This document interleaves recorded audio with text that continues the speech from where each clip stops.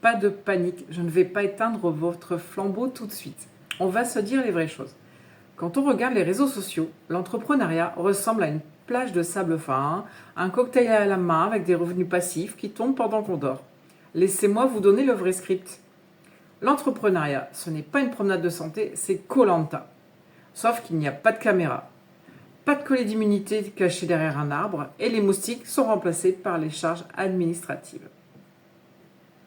Si vous venez de vous lancer ou que vous prévoyez de le faire, bienvenue sur l'île.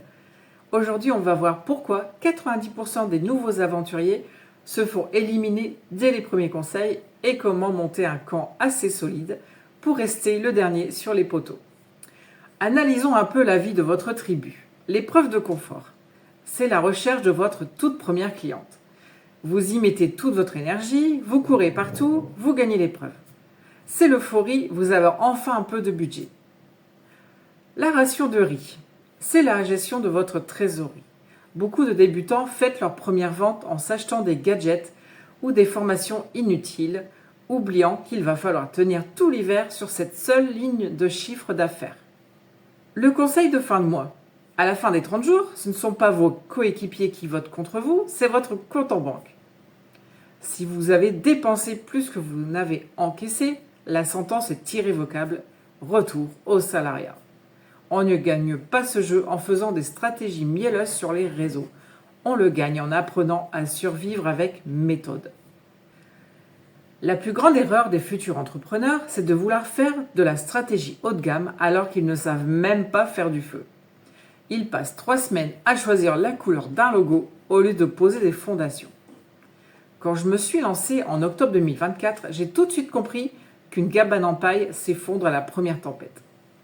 Pour que votre business survive, vous devez avoir un camp propre dès le premier jour. Et pour ça, pas besoin d'une usine à gaz technique. Vous avez besoin du kit de survie officiel.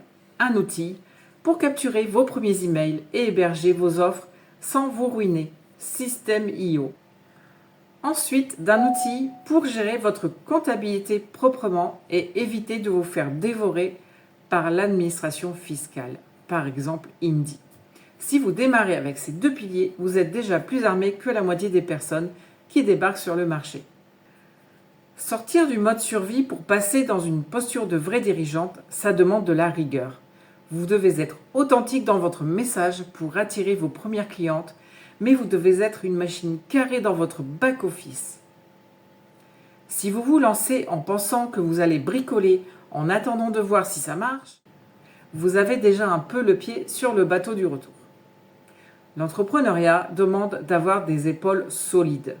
Et avoir les épaules solides, c'est accepter de structurer son activité avant même que le chaos ne s'installe. Alors êtes-vous prête pour aller jusqu'au bout de l'aventure ? Pour vous éviter de chercher vos outils à l'aveugle, je vous ai mis mes liens partenaires directs pour System.io et Indy juste en dessous en description. Ce sont les outils exacts que j'utilise au quotidien pour piloter mon activité en toute sérénité. Et si vous avez déjà dépassé le stade du démarrage, que la machine tourne mais que vous sentez que le camp est en train de s'effondrer sous le poids de votre charge mentale, n'attendez pas l'épuisement.